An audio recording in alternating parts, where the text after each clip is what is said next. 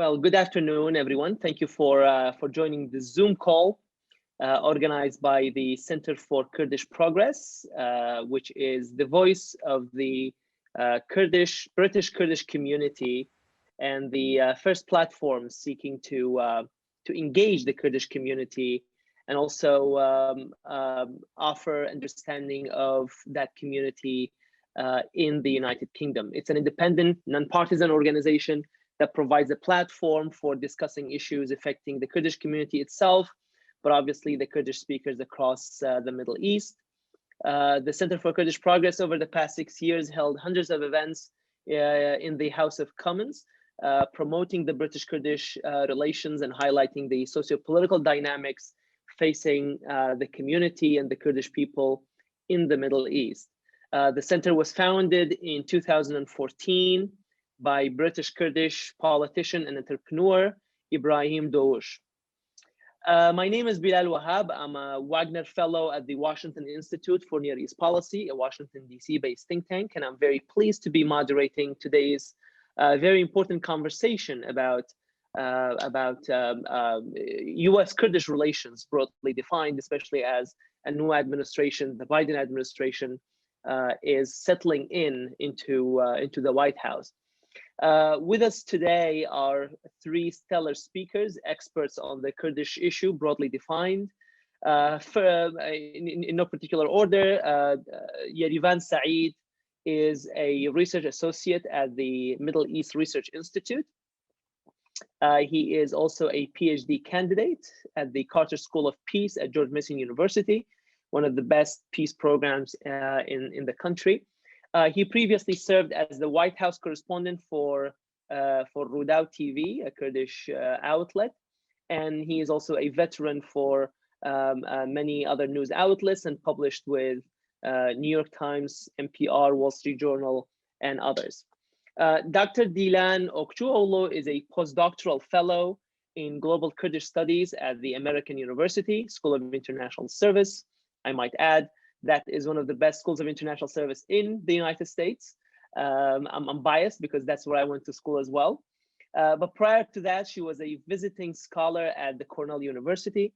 Her research is rather interdisciplinary, and she was affiliated with the Research Center on Democracy and Diversity at the University of Quebec in Montreal from 2018 and 2019. She received her PhD and master's degree in political studies from Queen's University in Canada. She's a published author and got her undergraduate degrees from Boğaziçi University. Her teaching and research is also primarily lies in the politics of the Middle East, conflict, and peace studies, with a particular focus on territorial and border politics. Our last but not least speaker lineup is Muhammad Salla, who is also a doctoral candidate at University of Pennsylvania's Annenberg School of Communication. Salah's research broadly focuses on the intersection of geopolitics, media, and culture, and also identity, ideology, and power in the Middle East, but definitely beyond. And he has a both thematic focus as well as an empirical focus. Prior to his academic journey, he is a veteran of the journalism profession, having worked for the New York Times, the Washington Post, The Guardian, Al Jazeera English, Al Monitor, among other outlets. He publishes regularly with Washington-based think tanks and outlets, including my own institute, the Washington Institute. So I'm very pleased today to be having and sharing this conversation about the challenges and the opportunities that the new administration in Washington brings.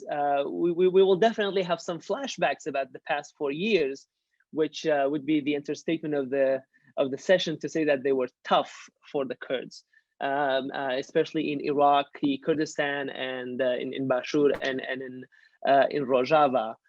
In Syria. So let me just ask my first question, and it would go to Muhammad.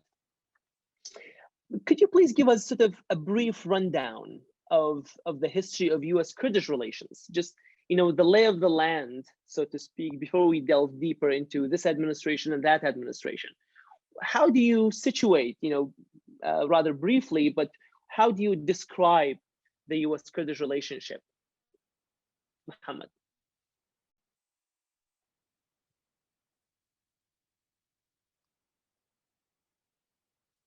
You're muted, Kag Muhammad. There we go. Sorry, can you hear me now? Sorry, I had we can hear you now. Well, thank you so much, Bilal. It's really great to be with you and the other panelists, Dilan and Yerivan. In response to your question, sort of looking at the broader historical context of the U.S.-Kurdish relations, sort of, going back almost half a century to early 1970s, I would say there are a number of important sort of inferences and observations to be made. The first and foremost is that there isn't really such a thing as U.S. policy vis-a-vis the Kurds.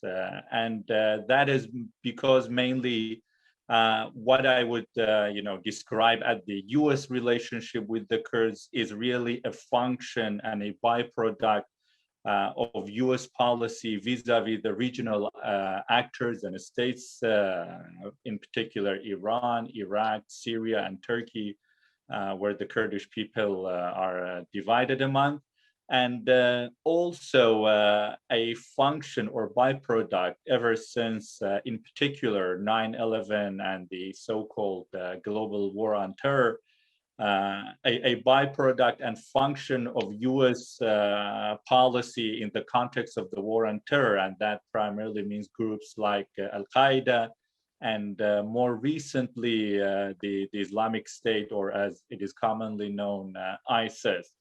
The second sort of major observation that could be made is that this relationship has been really, the broader pattern is that it has been in the form of a temporary period of, strong or semi-strong engagement and relationship. I wouldn't really venture as far as calling it an alliance, as many Kurds would like, or at least as it has been described in official discourse on the part of Kurdish leaders and groups very often. So this relationship engagement has been characterized by brief periods of strong or semi-strong engagement, followed by, unfortunately, very often a major disaster for the Kurds at the end. And the disaster has, apart from the political sort of aspect and dimension of it, very often sort of taken on a very, horrendous humanitarian disaster, catastrophe type of form as well. And for that, like if I would just be brief, a number of very specific examples to mention. One would be, for example, in the 1970s, under Kissinger, for example, and the brief relationship with Iraqi Kurds, which later in mid-1970s ended in the collapse of the first Kurdish autonomous experience or experiment within Iraq, and a mass sort of displacement of the population to neighboring Iran, of which my family was just one of the many, many thousands. And then you sort of move forward in 1991 in the aftermath of the Kuwait War, when Bush Sr. encouraged the civilian population in Iraq to rise up against Saddam Hussein. The Kurds and the Shias did, and then the US refused to support those local uprisings, which again ended up in a major humanitarian disaster and the displacement of millions of Kurds, the massacres of hundreds. It was even far worse in the south, in the Shia parts of Iraq. And even though after 2003 in particular, it seemed, like the situation had turned around and there was a different type of relationship.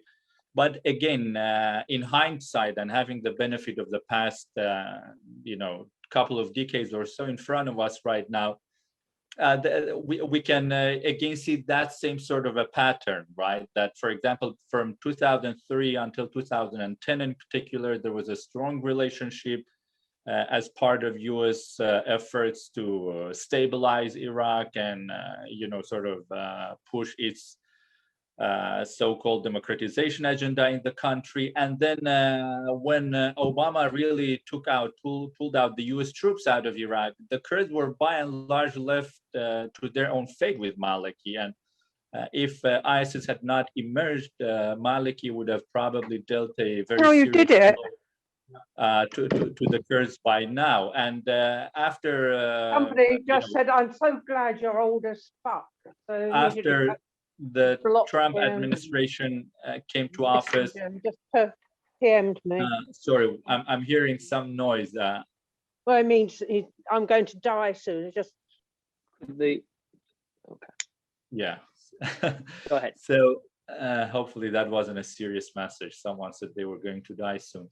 But anyway, so after Trump took office and became the president, that relationship really sort of, that historical pattern manifested itself in a more, naked way, if you like, with the Kurds having sacrificed and being such an important actor in countering and defeating the ISIS, which was not a Kurdish problem to begin with, which was primarily an outcome of US policy in the region, failed US policy in Iraq, and the Shia sectarianism in Iraq, in Iran, Alawite sectarianism in Syria. And the Kurds were, sort of had to deal with this very major existential threat out of a very suddenly, that was not something of their making. And despite all those sacrifices, when the moment of the referendum came along, the US really chose to turn its back on the Kurds,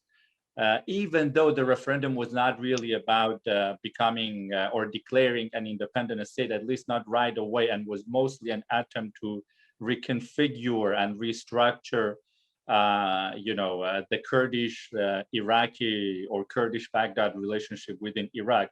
And the tragic proportions of that relationship really sort of went into even a much horrifying level in Rojava in northeastern Syria, with the cases of Afrin, but in particular with the 2019 Turkish invasion of the Kurdish parts of Rojava, and the manner in which the Trump administration and Trump himself in particular basically threw the Kurds under the wheel. So to wrap up very briefly, the historical relationship, as much as many Kurds would like to really sort of see this relationship with the US as being mutually beneficial, unfortunately, it has been mostly the Kurds being approached and used by the United States as part of its policy vis-a-vis regional states. We have seen that again vis-a-vis Saddam Hussein. We saw that we are seeing that in some way vis-a-vis Iran. And we have seen that in Syria vis-a-vis, again, Iran, Assad, and others. And also since 9/11 vis-a-vis groups like Al-Qaeda and ISIS. And so I would like, sort of to end on that note and say, that the historical experience so far, unfortunately, does not offer much cause for optimism. But again, the fact that the history has been like that does not mean that the future of this relationship has to be in the same way as well. And I will be more than glad to talk about that as we go along. Thank you, Kag Mohammed. Dilan Khan, before I turn to you, let me just make a kind of a housekeeping point. Please feel free to post your questions using the chat function in the Zoom app. I'll be asking the first round of questions for about, maybe the first half of the panel, and then I'll start engaging some of your questions and direct them to the panelists after they get a chance to get their main points across.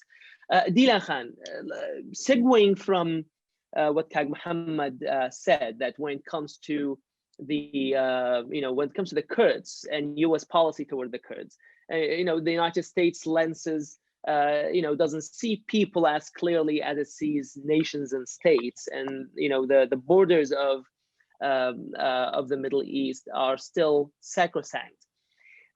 However, so could you comment on where do you see the Kurdish people stand vis-a-vis these territorial control on one hand, but also a new phenomenon in the KRG since 1992, obviously in Rojava, since since the United States and SDF created the alliance against ISIS. Now, for the first time, you have not only Kurdish control over territory, but you also have Kurdish control of other minorities. So how could you comment on sort of the first side of how the Kurds are doing themselves as a minority, but also comment on how the Kurds are now, because they are in a position of power and holding territory, how are they treating the minorities, religious, ethnic minorities under their control?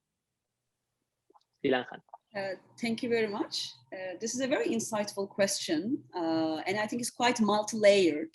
So let me first start with the territorial mechanisms that are implemented by some nation states. Of course, I'm gonna give reference to my own PhD research, which primarily focused on the Kurdish borderlands of Turkey.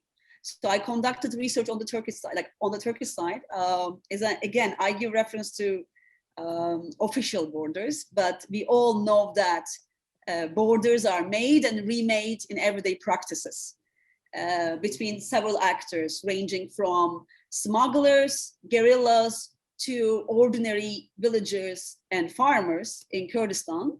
So there are a couple of different components that I would like to refer when I'm answering this question. But again, let me just re-emphasize the fact that I start my answer to speak about the mechanisms that are adopted and used by the state first.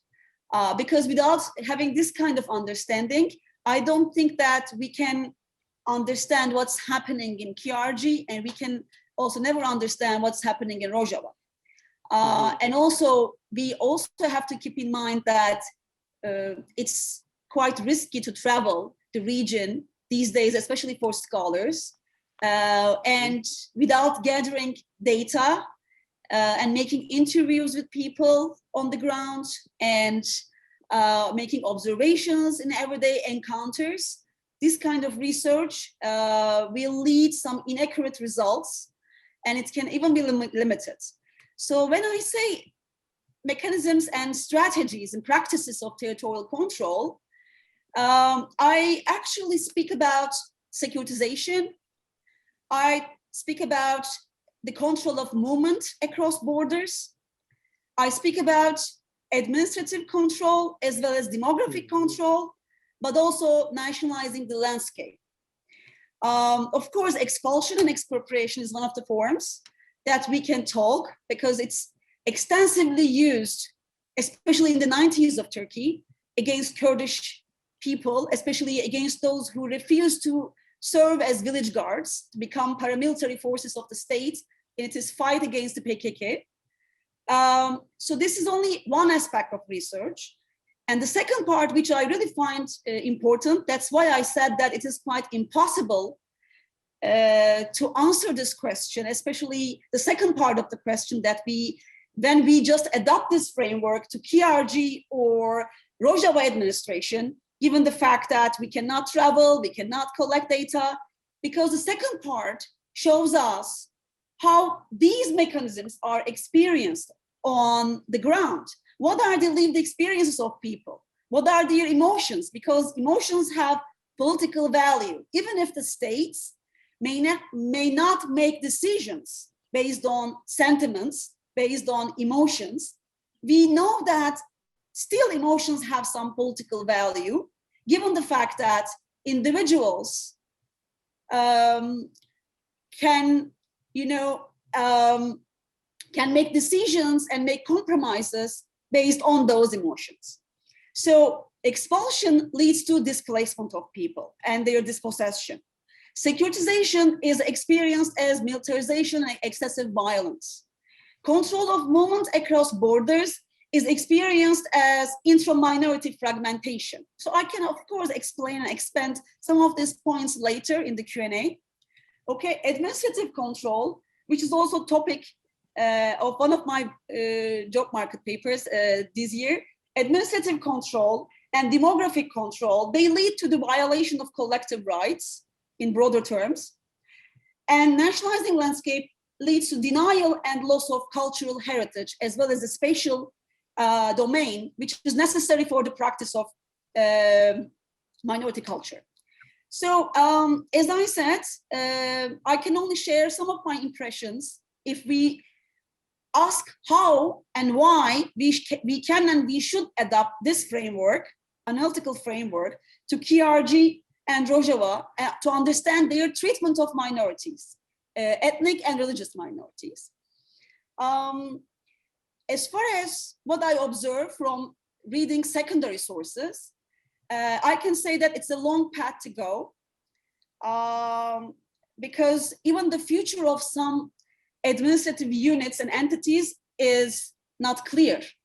So we are trying to make decisions and we are trying to come up with certain effective policies under this huge uncertainty, right? Is it possible to do that?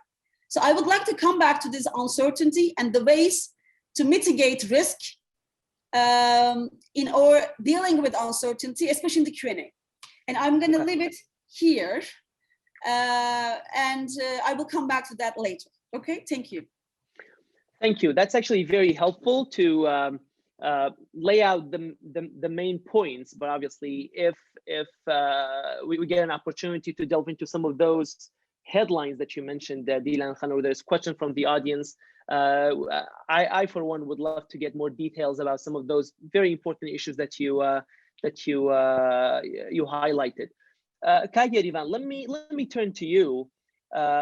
You've been in the think tank community here in Washington, which you know, just to comment on what think tanks do, it's a hybrid between academia and policy work, in which, you know, think tankers, so to speak, get an opportunity to delve into their academic background, but then translate their analysis and understanding into policy-oriented analysis, but also at times policy prescriptions and advice to, in this case, to the US government. So Mohammed gave us the historical background, but could you comment on at least the Trump and the Biden administration?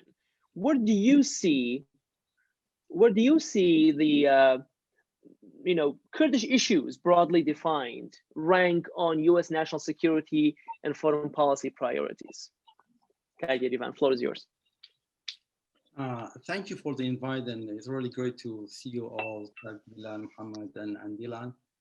The short answer is, I think it's a very bottom of the list, at least for Biden administration, given all the domestic challenges such as COVID, jumpstarting the economy, as well as the deep, you know, divide in the United States, and also on the international challenges. I think, you know, China will take the priority for the Biden administration, but it's really important to note that almost every administration has started with China and they end up in, you know, in the Middle East. So Middle East is very dynamic and it always requires attention.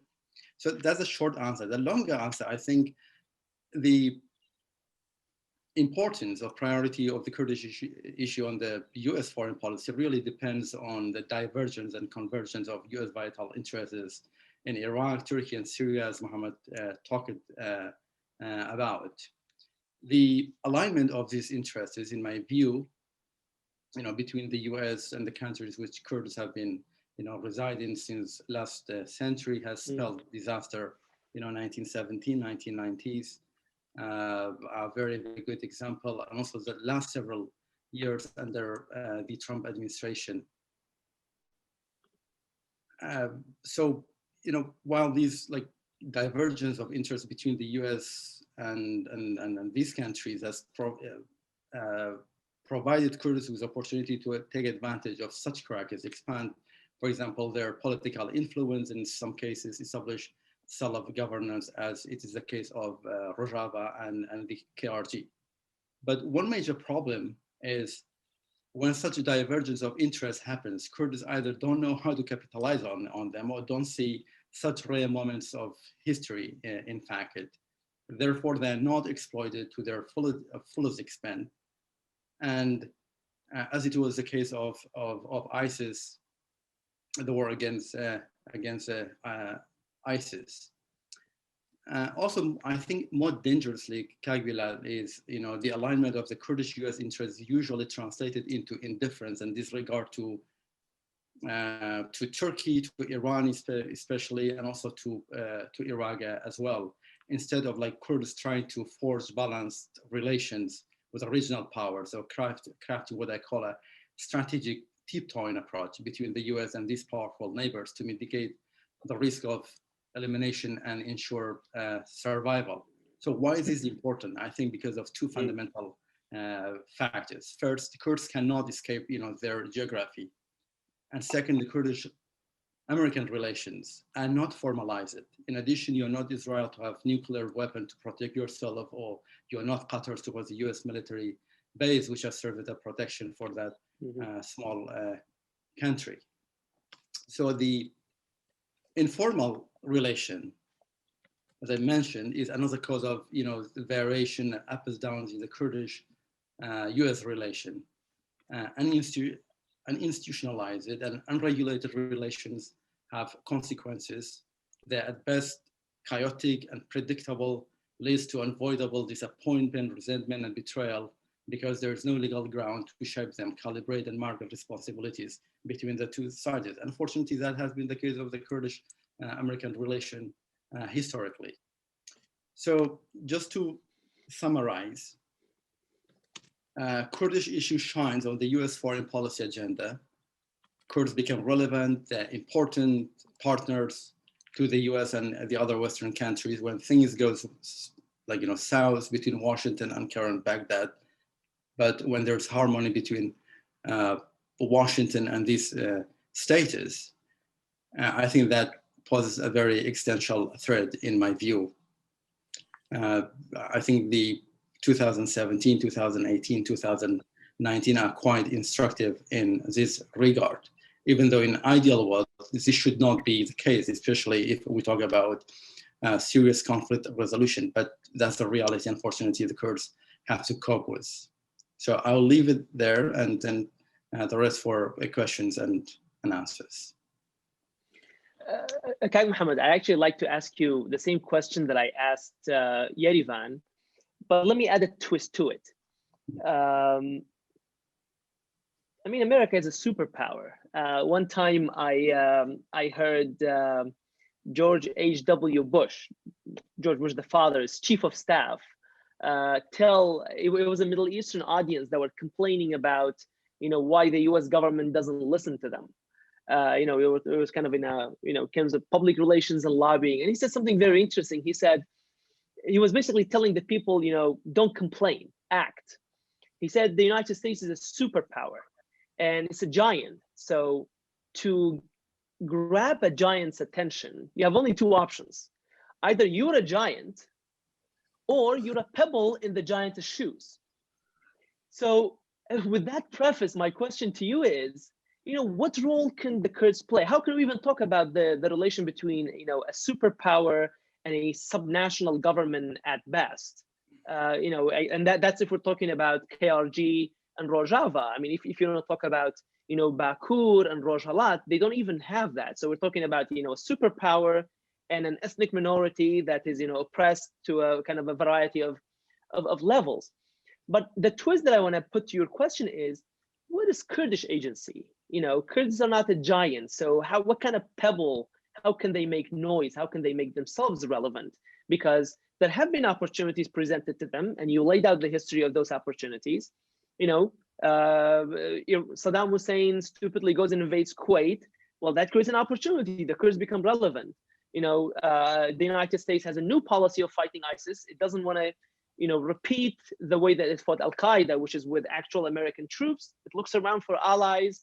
The YPG proved itself to be a an effective force. And in 2015, the United States, at the expense of angering Ankara and that relationship between a NATO ally, goes and creates a significant partnership with SDF and create with the YPG and creates the SDF. So my question is, what can the Kurds do? Not just what we expect from the United States, but what is the Kurdish agency in this?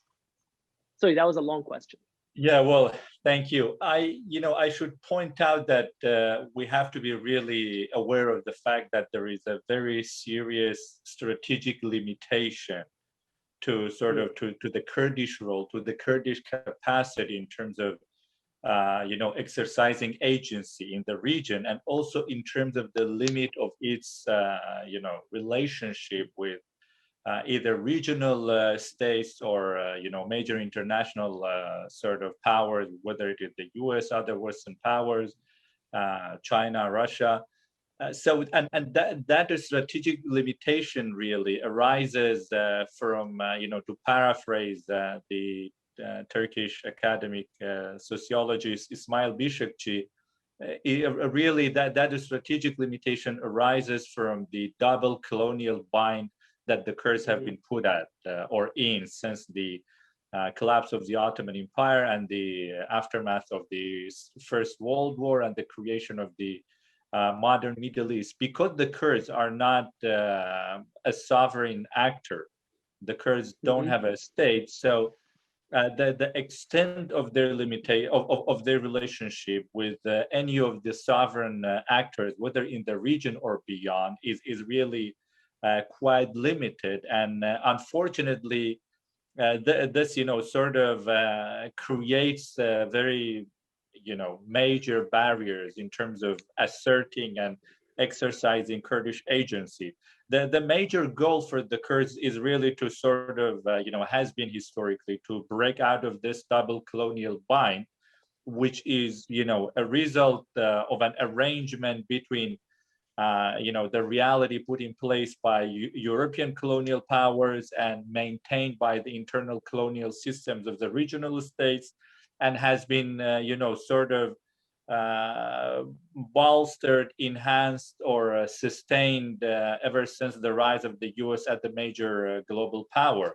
So in that sense, as much as we as Kurds would like to think that really there is more that we can do in terms of pushing the limits of these relationships and trying to come out as some sort of main actor that will be there, that stays in the game. That will be very difficult. However, I would say that at least domestically, for especially now in places like the KRG in Bash, or in Iraqi Kurdistan, or in or Rojava in Syria, I think being able to have a clear vision domestically in terms of where the Kurdish people would want to go from the situation that they are currently in, what the objectives are, and also in terms of the mode and the form of governance internally by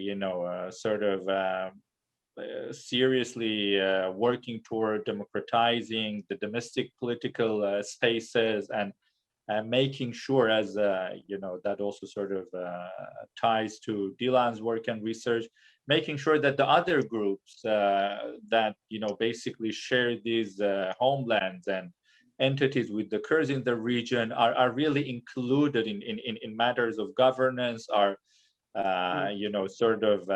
made real and genuine stakeholders. But again, I'm afraid that at the end of the day, if we want to hold up the Kurdish agency vis-a-vis the geopolitics of the region, the power and the force of geopolitics is really much stronger and much heavier than what the Kurds can pull off, which really again would I would argue would call for a diversification of the Kurdish sort of engagement with both regional actors, as Yerivan pointed out, basically trying to find,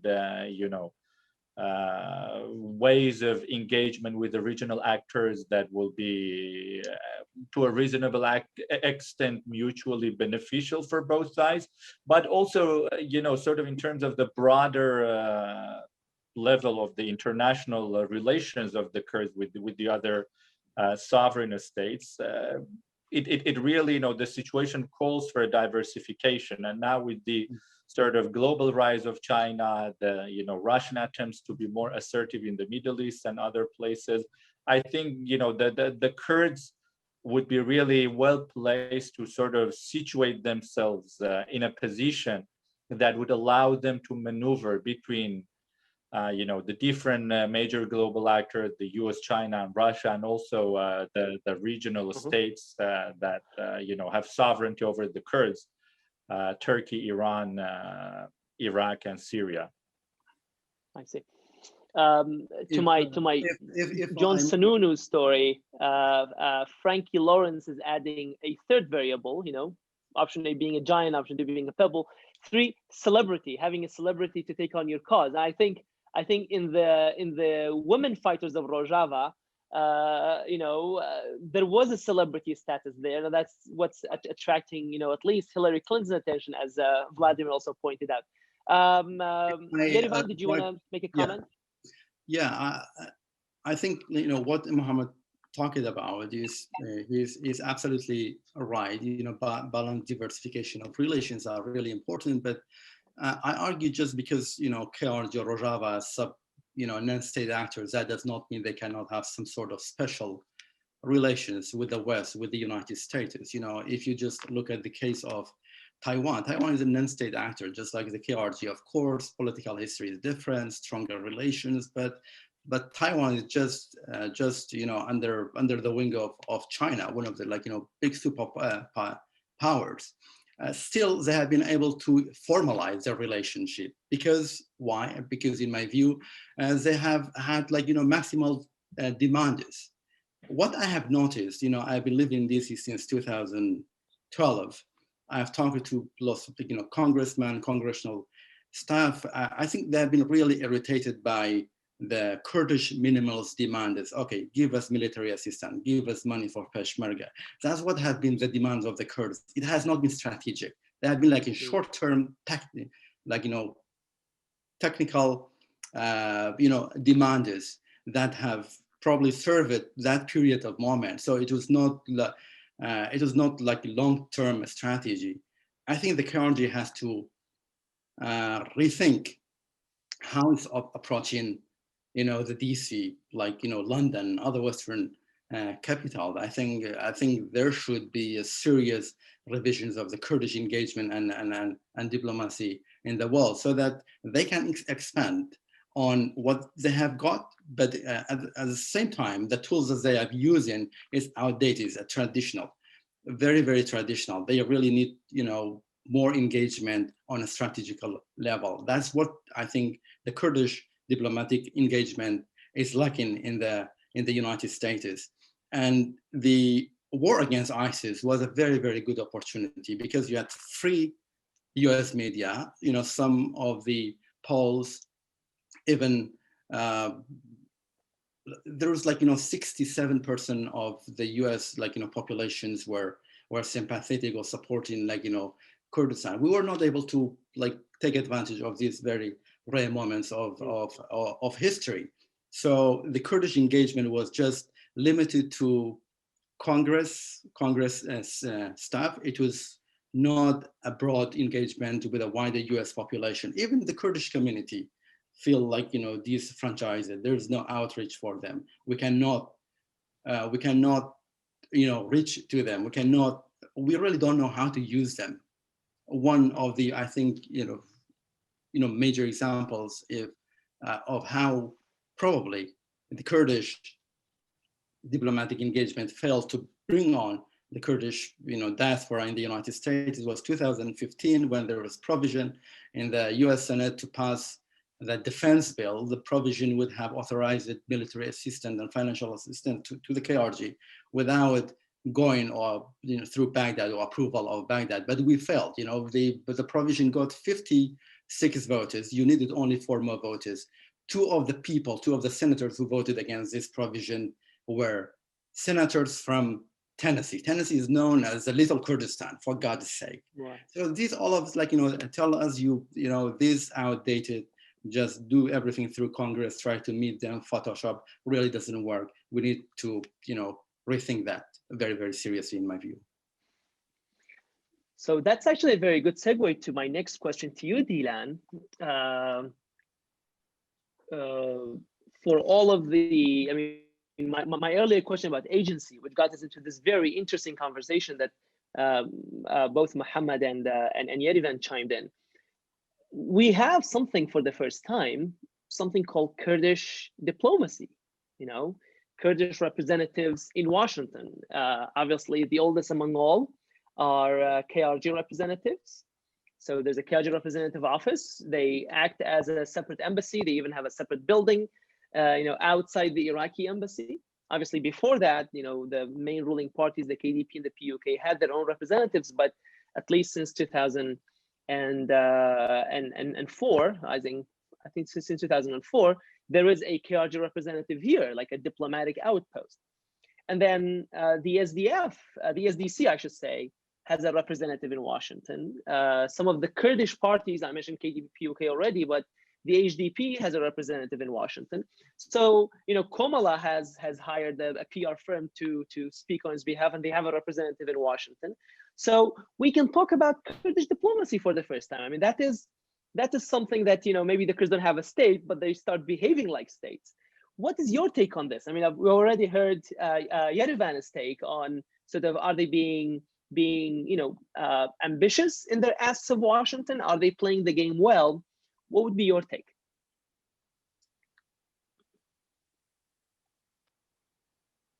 Can you hear me now? Yes. Sorry for that. Thank you for this question, Bilal.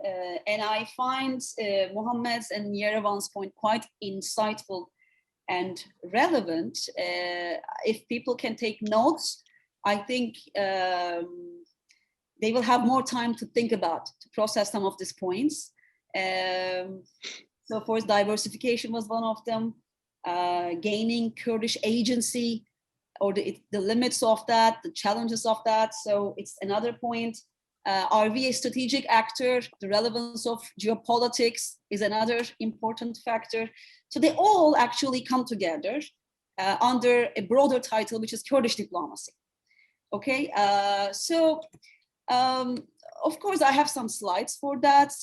It also helps me to organize my thoughts, okay? So that's the way how I think, sometimes how I even write. So I skipped some slides because I want to directly touch on the topic. But if you're interested, as I said, I can explain some of them later. So here, I'm more interested in setting up a theoretical, conceptual framework for the pursuit of effective Kurdish diplomacy. And yes, we can criticize Kurdish actors, politicians, the way they understand politics, the way they relate to international actors.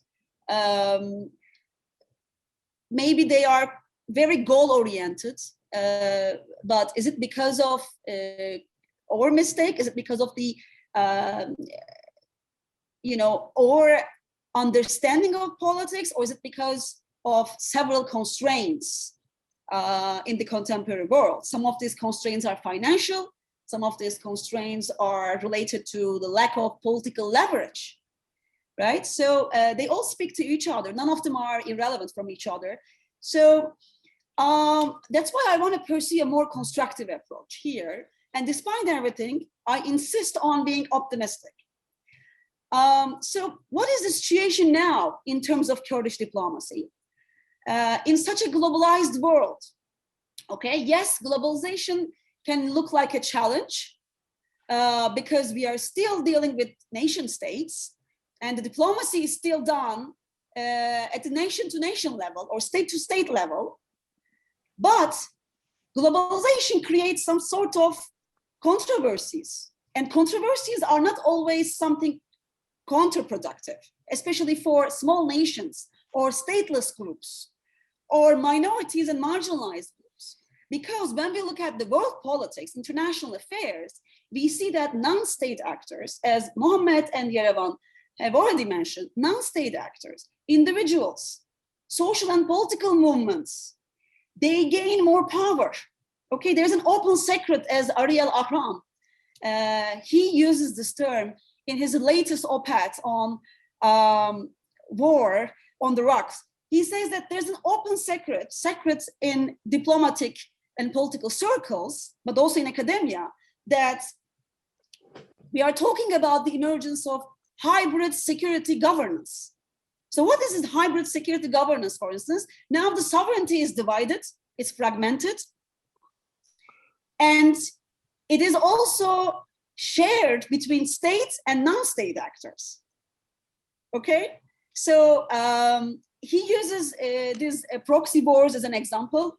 He looks at Iraq, he looks at Yemen, he looks at Iran, but I think we can think about this and its implications for the future of diplomacy in the hands of these stateless nations and rising power of non-state groups. So yes, there are challenges, like there are intra-group rivalries, okay? Yes, as I said in my previous answer, territorial control exists and states will not give up, okay? They don't want to share power, okay? So what we see is the persistence of territorial control and excessive power on the ground. So, and state diplomacy is still relevant, but it's changing. And there's still an overemphasis on stabilization plans, on the status quo. And in such a shifting world, rapidly changing world, what we see is the changing centers of power and shifting of alliances, political and strategic alliances, right? And there's ongoing competition over information, but also access to information, technology, know-how, as well as resources. So probably Yerevan has a lot to say about the role of natural resources and oil. So it also relates to his research. But there are also opportunities, as I said. And transnational dimension has already gained so much power. It already began to challenge state jurisdictions and national boundaries, okay? So Riordan, for instance, one of the prominent scholars who came up with this term, new diplomacy. I'm not saying public diplomacy.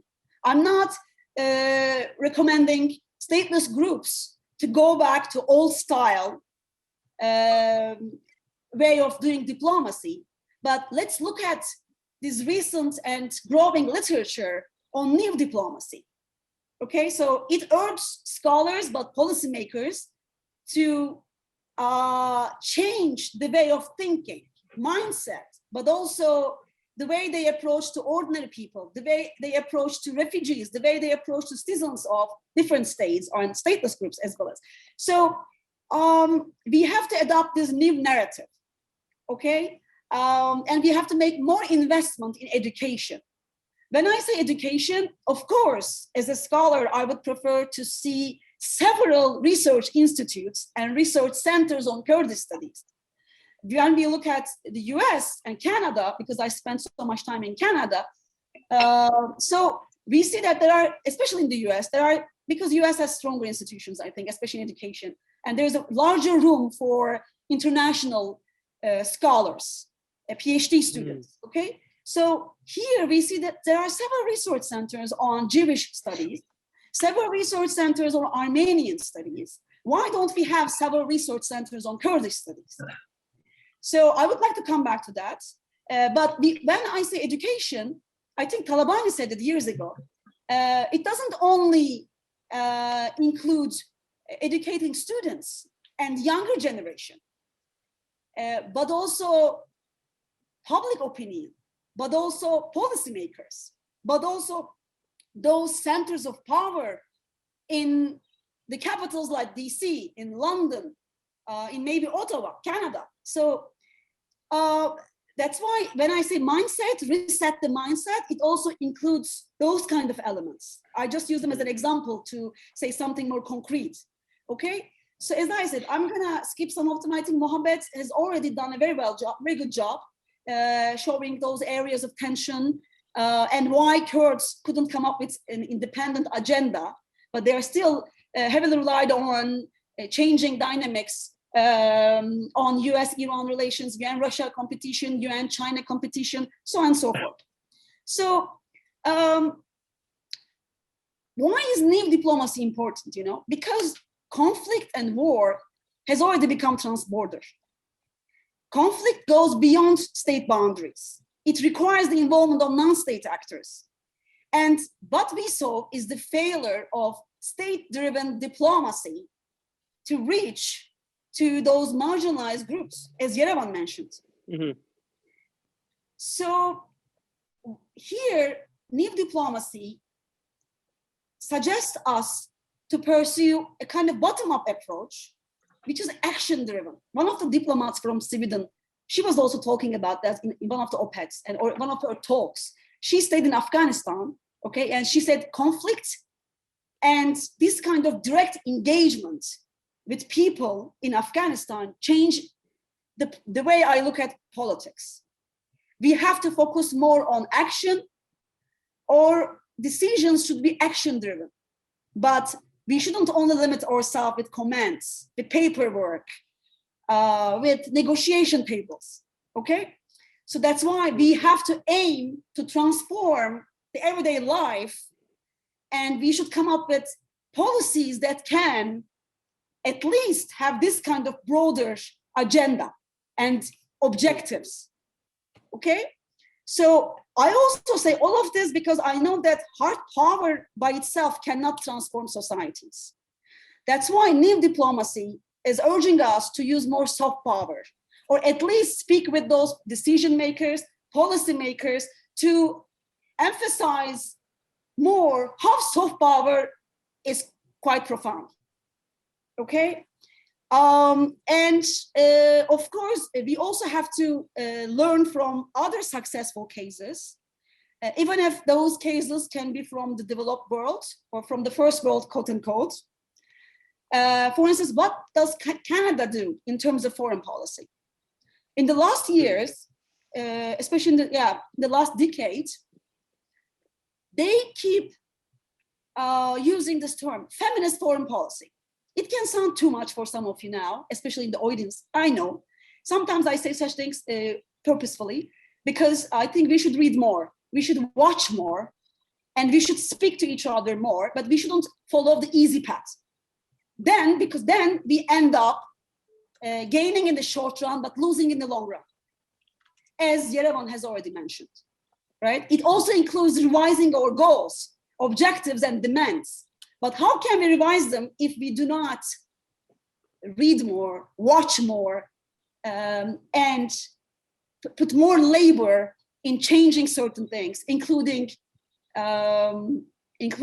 everyday life, from something more patriarchal to something more open-minded, flexible, woman-focused, giving more space for youth to express themselves, to learn from each other.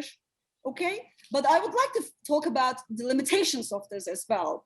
But I can come back to that in Q&A. Thank you. All right. Thank you so much, Dilan. Let me incorporate. There are some excellent questions coming through the chat function that I'd like to actually incorporate some of them into my next round of questions to you all. There are a few very good comments about Kurdish unity. So in my line of thinking, in my line of questioning, I was going to ask you all the same question: is Biden good news for the Kurds? But it occurs to me now, we're going through these comments, that there's a question that I need to ask before that. And the question is, what do Kurds want? I think we need to answer that question before we sort of set our expectations of the outside, including the Biden administration, which is the topic of today's conversation. I'll just make a quick comment before I get to giving you the opportunity to answer the question. I think, I mean, just kind of getting out of my role as a moderator, just to make a quick comment, any diplomacy, I mean, diplomacy is an institutional effort. Yerivan mentioned soft power, Dilan mentioned soft power. Soft power is, the bravery of the Peshmerga, of the Sharvans, the resisting ISIS. That is soft power. But being tolerant of minorities, that is soft power. Diplomacy is a factor of your institution. And since the KRG has had a longer track record of having a diplomatic outpost, I think it reflects the unity at home. It reflects the message at home. When the KRG was rather united, let's say around the years 2005, 6, 7, the message here to Washington was rather clear because it reflected better unity at home, institutional strength, at home.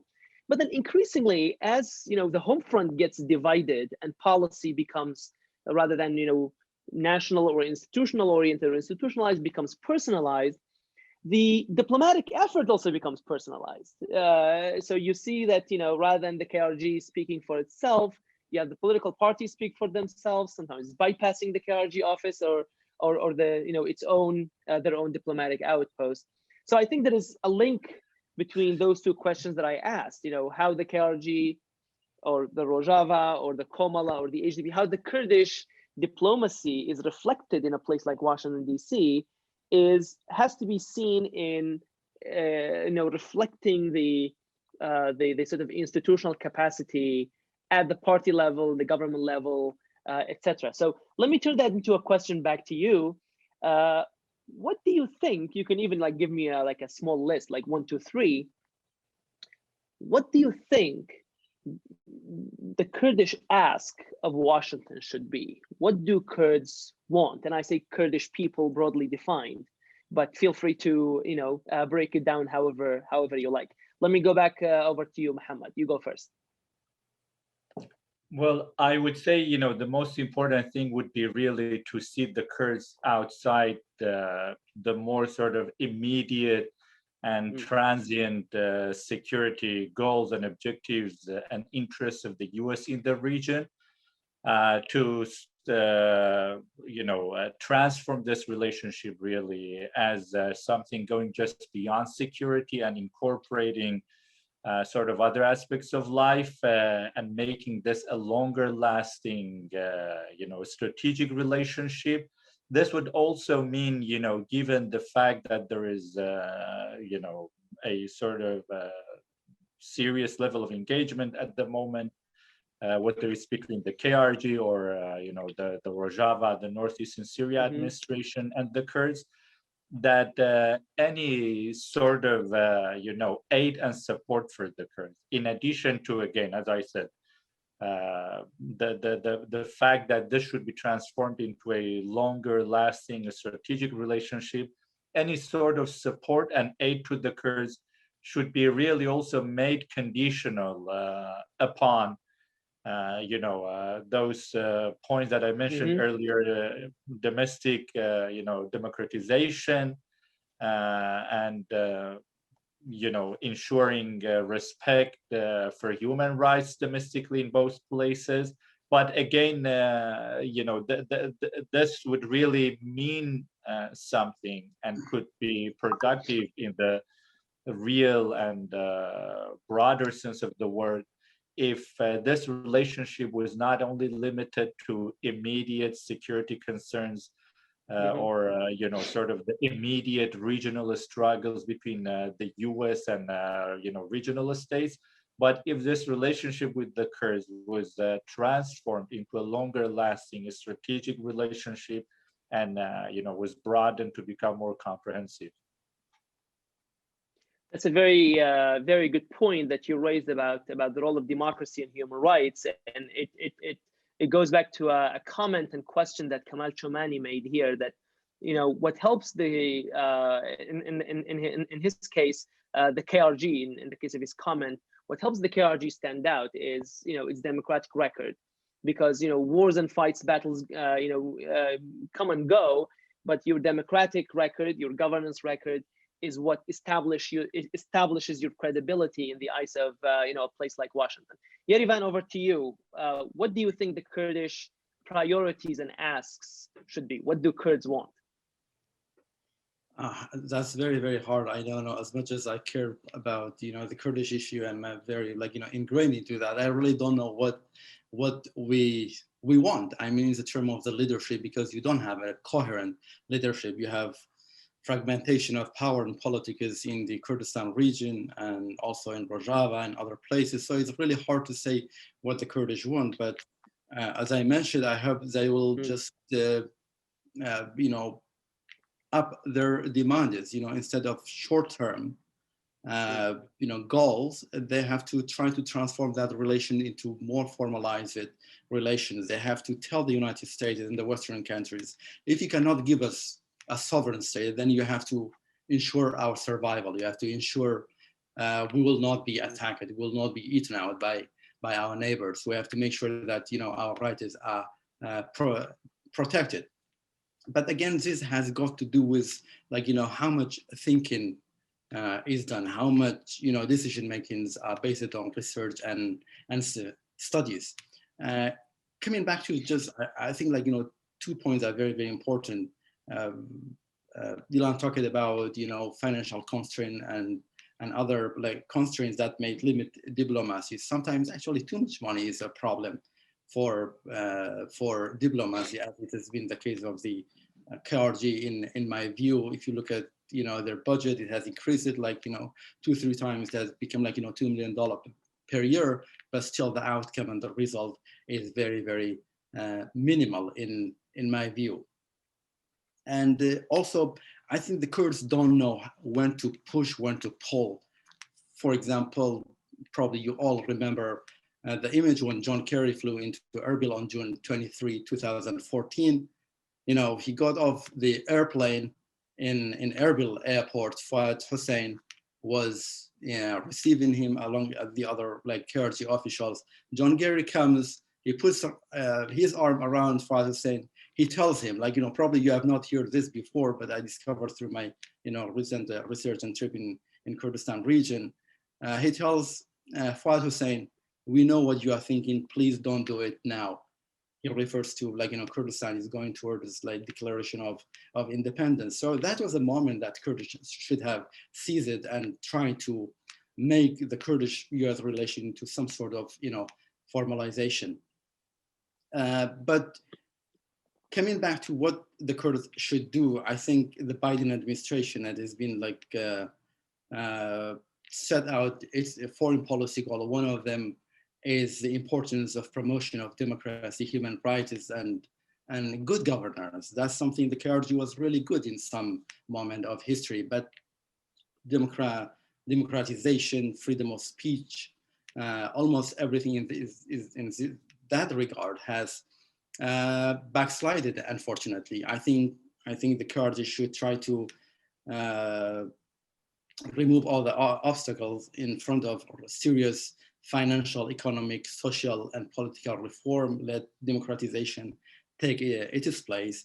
It needs to uphold the rule of law, and also release all these people who have been arrested and captured under different names, if they really want to be relevant again in Washington, in Congress, and the Biden administration. The release of the Saudi activists is a really good example of how much Biden administration pays attention to human rights. The sanction on Myanmar, that there was a coup and they imposed a sanction on the leadership, there is also another example of how much they really care about this issue. And the people who work in the Biden administration, the national security team, whether it's Jake Sullivan, Antony Blinken, or even Kamala Harris, all of these people, the protection of human rights, democracy, minority rights forms a very big part of their conviction that the United States' interests can be advanced through promotion of democracy, protection of human rights. That's something the Kurds can make use of it in the next 4 years, in my view. Okay. Dilan, over to you. Okay, thank you. Okay, I decided to divide my answer into two parts. First, there are general demands, aspirations of Kurds, but also there are more specific, context-based, country-based demands of different Kurdish political actors, right? So I think this is also one of these general demands directly speaks to one of the points that Bilal made. Let's focus more on institutions and institutional arrangements. Yes, let's not focus on the leadership, because leaders can be corrupt as well. Leaders can also make mistakes, even if there is this leadership cult, which is quite persuasive in the MENA, but more in some countries than others. We have to focus more on like building this kind of stable and democratic institutions that are also accountable. So this is one of the things, because US, when they try to solve their problems in the Middle East, they usually prefer to have this kind of personal relations with certain leaders. This also maybe speaks to your point, Bilal, that when you said politics has also became personalized. It was a very interesting point, I think, to make. And it has concrete repercussions in the region, right? So the second point is the US should pressure these governments, like Turkish government, to stop violating human rights, to focus more on its democratization agenda, which has already failed. We can, of course, talk about the reasons for that. There are several reasons. Some of them can be more convincing than others. But also free political prisoners and dissidents. So US has already gave press conference on the release of Selahattin Demirtas and Osman Kavala. But of course, Turkish government continues to ignore that. So another general demand that can come from Kurdish side is to persuade US diplomats, and especially that like state of thinking, you know, because when we talk about that like state of mind, US is also not different from other countries, okay? So we shouldn't talk, when we talk about US, we shouldn't think that there is kind of exception. It's not exceptional in that sense. So let's focus on long-term goals, agendas of these stateless nations. If we talk about strategic and reliable, stable relationship, alliance, that also goes beyond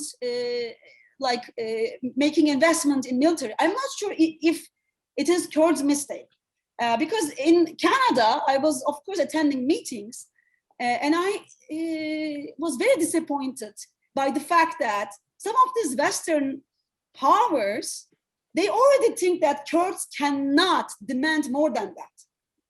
But are you willing to give? How far can Kurds push their limits? When Turkey started democratization attempts, minority quote-unquote reforms in Turkey, we know that that was also the result of the push that came from the outside actors, international actors, including the US. But the US should also take responsibility for the failure of that process. So there are two processes that go together. When we say one component, when we focus on the one way, we shouldn't also ignore the other way. Why did it fail? Who's going to take responsibility for that? Because international affairs, even if it's hard to talk about principles and responsibilities, we still have this normative component in discussions, right? So what are the specific demands? Because I'm a Kurd from Turkey, and what are the specific demands of Kurds in Turkey, or what could that be? First, of course, Turkish army should stop cross-border operations in Iraqi Kurdistan, but also in Rojava. And that happened after Trump administration betrayed Kurds. I've already written on that, and I call it betrayal. So I just repeat myself here. Stop these cross-border operations that also kill civilians living in the region. And restart the peace talk, even if it was not transparent, even if it had its own problems when we look at the entire process, because there were multiple stages in the process of these negotiation settlements between the PKK and Turkish state. Let's persuade the state, Turkish state, to restart these talks with the PKK. And the final maybe demand is let's see the concrete impact of territorial control. Because even when democratization was in place, quote unquote, or that agenda was in place in policy circles in the capital city of Ankara, there was another dual process was going on. I didn't share that slide with you, but it was one of my arguments in the dissertation. The state continued to pursue territorial control, and the Turkish army was already bestowed with excessive power in the Kurdish region, or Turkey's Kurdistan. So let's have more debates on that. Let's look at these territorial imperatives of Turkish statehood on the ground, and let's explain our cause and ask the international actors to rectify, quote unquote, some of these injustices that have huge impact in our relationship, not only in diplomatic, not only in military alliances, but also in political and diplomatic fields. I see. Mohammed, let me ask you a question based on your earlier remarks, and it's a question that Sardar Aziz on the chat function also poses. Anytime that the United States pays attention to the Kurds in Iraq, more recently in Syria, it's usually the subject of an accident. As you said, and Yerivan also pointed out, there is no sort of U.S. Kurdish policy. You don't have, a desk at the State Department for Kurdish Affairs, the same way you have, let's say, you have positions for human rights, you have now positions for climate change. None of the U.S. agencies have a position on Kurdish affairs, at least at the level that we know. There might be some in the IC community, but that's a different story. Accidents happen. Saddam invades Kuwait, opens an opportunity for engagement with Iraq. You look for allies against Saddam Hussein. The Kurds present with an opportunity. They seize the opportunity more or less. Similar story in Syria. The United States went for the Free Syrian Army first, looked around. Anyone? All right, maybe the Kurds can do, a better fighting. So Saddar's question is, how can the Kurds make themselves more capable of seizing these opportunities? Which he also points out that maybe they're not coming as often as they did in the 90s and perhaps the 2000s, because as Yerivan also pointed out, there's been the third president that wants to look at China, but two of them at least ended up back in the Middle East. Let's see how that goes with Biden. So, I guess there are two ways of asking the question. Is Biden good news for the Kurds? And you can take us through all the four parts of Kurdistan. Is Biden good news for the Kurds? What kind of opportunities do you think a Biden administration can bring about that would create opportunities for the Kurds to seize on, given those historical points that Dr. Sadar Aziz also referred to. Well, I totally agree with his point, that sort of whatever major gain that Kurds have been able to, accomplish has been really mostly a result of those major geopolitical accidents, often, the result of adventurous behavior, for example, by Saddam or the Iranian, nuclear adventure in this case, or, the sort of non-state actors. But to sort of go to your point, what should we expect of Biden? I would really sort of go to the, old saying or adage that do no harm. I think especially if in the case of Bashur in Iraqi Kurdistan and in Syria, if the Biden administration was, sort of avoided doing any harm in the sense that it preserved the status quo and maintained some level of US support for the Kurds in those two countries, that would go a very long way. And, that's also something that is becoming highly uncertain, especially with the emergence of the, both sort of the fatigue with what is called in the US as the endless wars, but also the emergence of the so-called progressive element within the Democratic Party, the Bernie Sanders wing in general.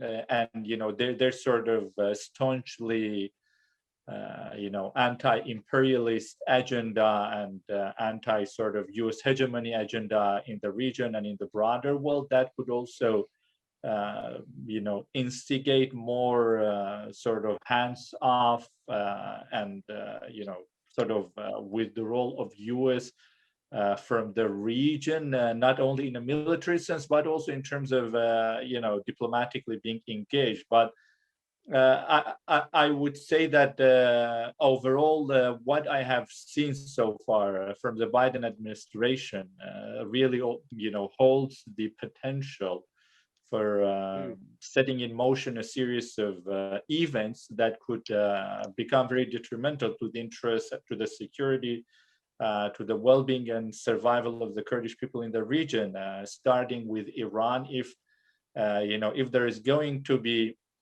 sort of another renewed rapprochement between the US and Iran over the nuclear dossier, and if there is the injection of cash back into the hands of the Iranian regime, it will be most certainly emboldened to pursue even more aggressively with its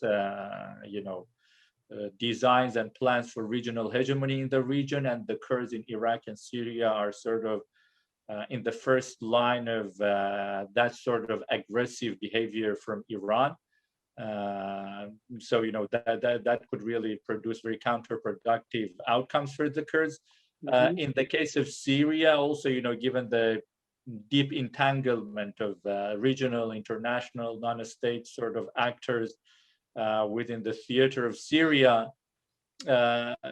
again, especially the sort of the pressure from the elements within the American left that advocate some sort of recognition of Assad and gradual pullout from that region could prove very counterproductive for the Kurds.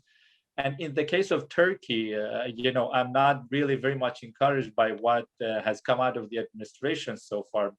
A lot of people, have been sort of speculating that Biden might adopt a tough line on Turkey. It might be too, tougher than Trump did, but that's a very low bar in terms of being tough vis-a-vis Turkey, given, how basically Trump gave Erdogan everything that he wanted, from, the invasion of Syrian Kurdistan to the Russian, S-400 missile system. So what we also see coming out of the administration, for example, in the case of Turkey and the statement that was put out, and there were quite a lot of sort of reaction that made a big deal out of that and presented that as the U.S. administration is standing up for human rights. But I would say, that was really a very sort of shallow move, and definitely, as far as the Kurds are concerned, it basically sent a message of complete disregard for the plight of the Kurds in Turkey. The fact that actually the major political opposition to Erdogan within Turkey today comes from the Kurds, from the HDP, who we have seen, the majority of their leadership have been now put in prison. Erdogan has put his main presidential rival, Selahattin Demirtas, in jail on very bogus charges.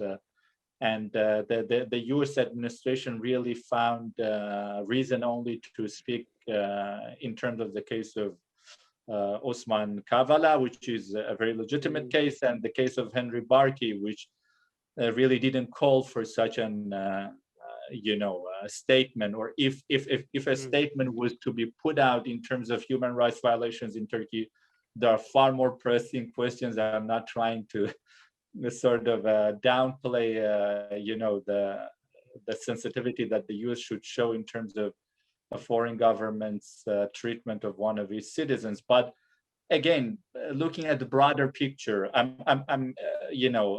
and given the historical background that I mentioned, and also given the strategic constraints and limitations that the Kurds face in terms, by sort of the virtue of the fact that they are a non-sovereign, non-state actor, I think the primary thing that we should hope for from the Biden administration would be, in the first place, really do no harm, do not engage, that it should not engage in any sort of policy in the region that would be detrimental to the Kurdish interests. That, of course, does not mean that trying to resolve tensions in the region is a bad thing, but resolving the tensions should not really come in the form of emboldening actors like Iran and Turkey to do as they please, and also, just leaving the rest of the region to the mercy of these actors in the hope that they will,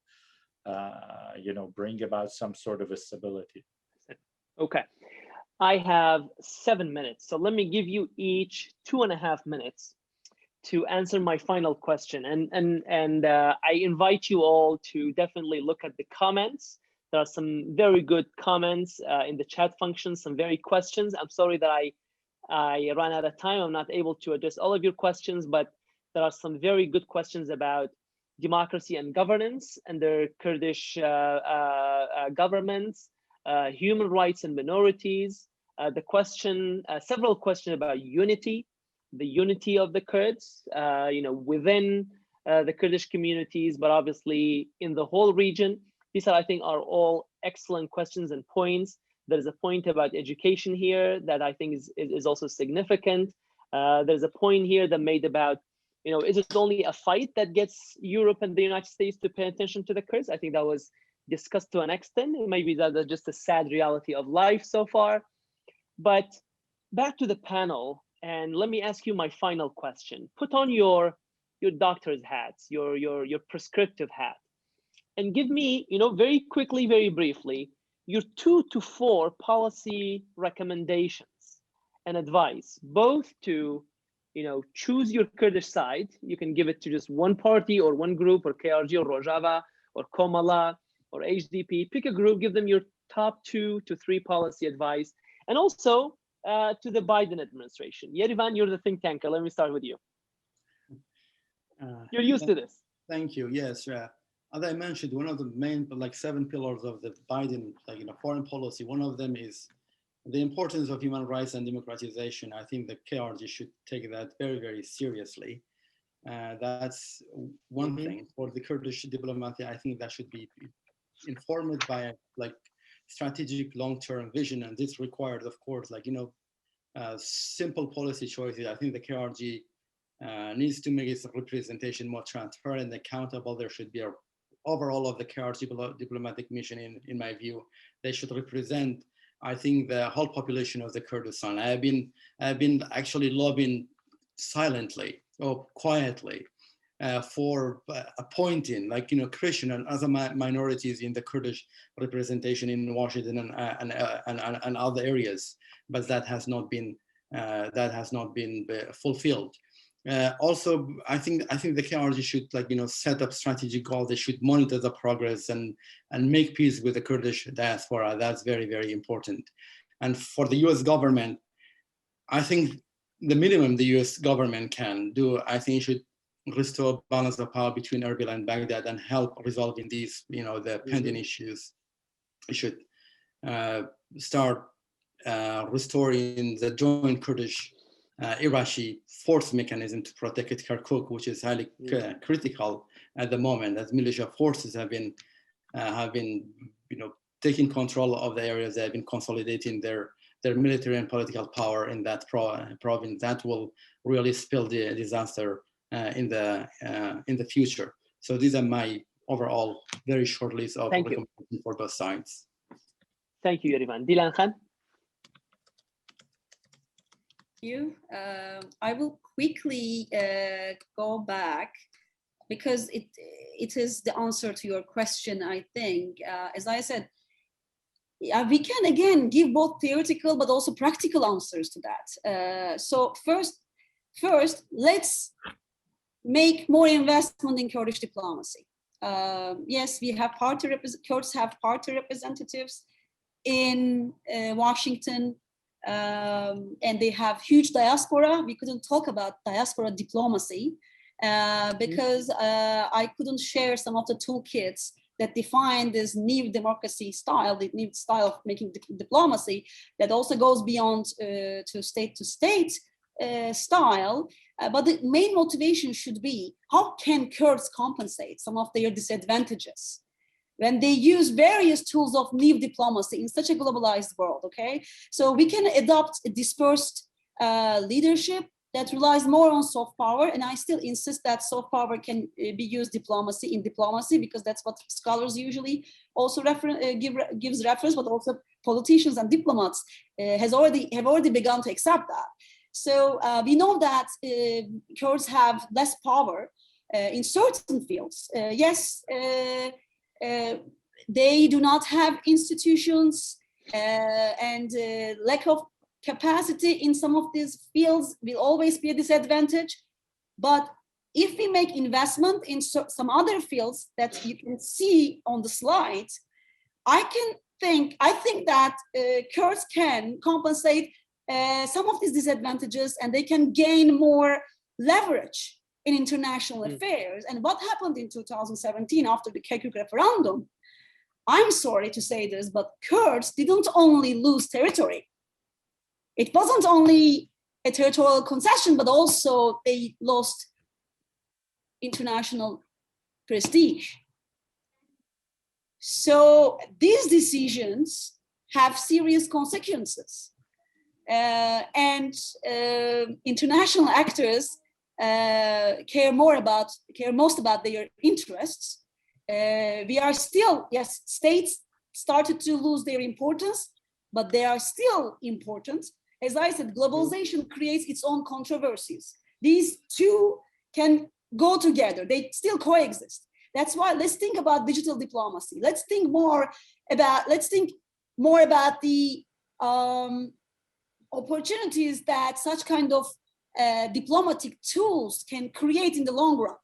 Let's think more about cultural diplomacy, okay? And the role of gastro diplomacy. One of the scholars from American University, and she was a former diplomat, she was writing on this, okay? So we have to reposition in this shifting blocks of power. We have to think more about the role that individuals can take in this changing world. And we should focus more on institutions, and let's be more flexible. Let's be not scared of giving more power to women in global affairs. And let's go beyond this traditional approach and try to merge this old way of thinking with these new opportunities. Thank you. Thank you, Dilan Khan. Kag Mohammed, the last word to you. You already talked about do no harm. What would be your other prescriptions? I'll try to be very brief. So I would, to the KRG and Rojava, I would say I'd make the following two recommendations in terms of the domestic level and the foreign international level. Domestically, I would say, enhance internal unity and governance and democratization measures in a genuine way, not just really as a sort of PR measure, in terms of relations with the West, but in the form of a genuine commitment that lays the foundations for a sort of robust entity to exist, robust inclusive entity. In terms of foreign and sort of international relations, I would say seek more balanced and diversified relations, both at the regional levels with regional actors, but also at the international level. And in cases of both Pashur and Rojava, really, I would encourage seeking a stronger relations with other actors such as Russia in particular, which is on the ground, and also China, and in particular in the case of the KRG, given the growing Chinese interest there.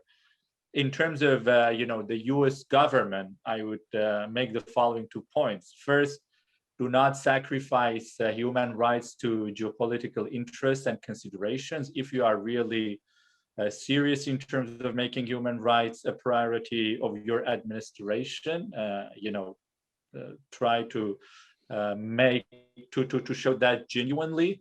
And unfortunately, as I said, what we have seen so far has not been very encouraging. Like in the recent days, for example, there has been a mass arrest of over 100 Kurdish activists in Iran, and the case goes on in Turkey, and also we have had a similar situation in the Kurdistan region over the past couple of months. And so standing up for human rights has to be consistent and should not be only sort of a means of advancing certain other geopolitical interests by doing human rights selectively. And I would also say, let's really redress the historical injustice that the Kurds have been subjected to ever since, the end of World War I.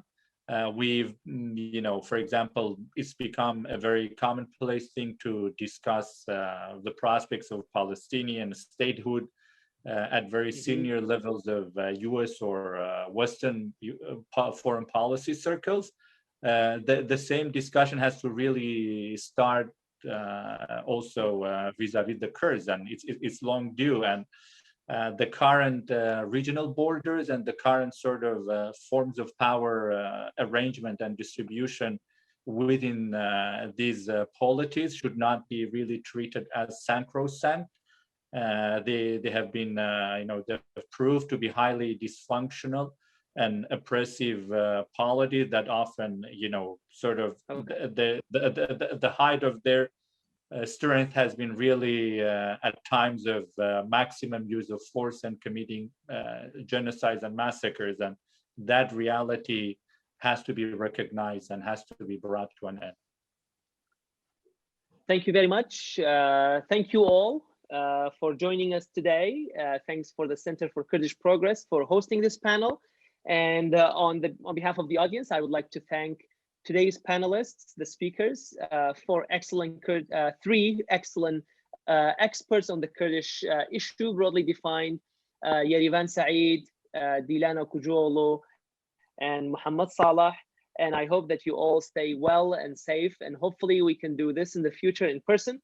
So stay safe, all the best, and may peace arrive to the land of the Kurds and find the goals and ambitions that our panelists today described. And hopefully the future will bring better news for the Kurdish people in the Middle East. Thank you all very much, and stay safe and all the best. Thank you very much. Thank you. Zor spas. Zor spas.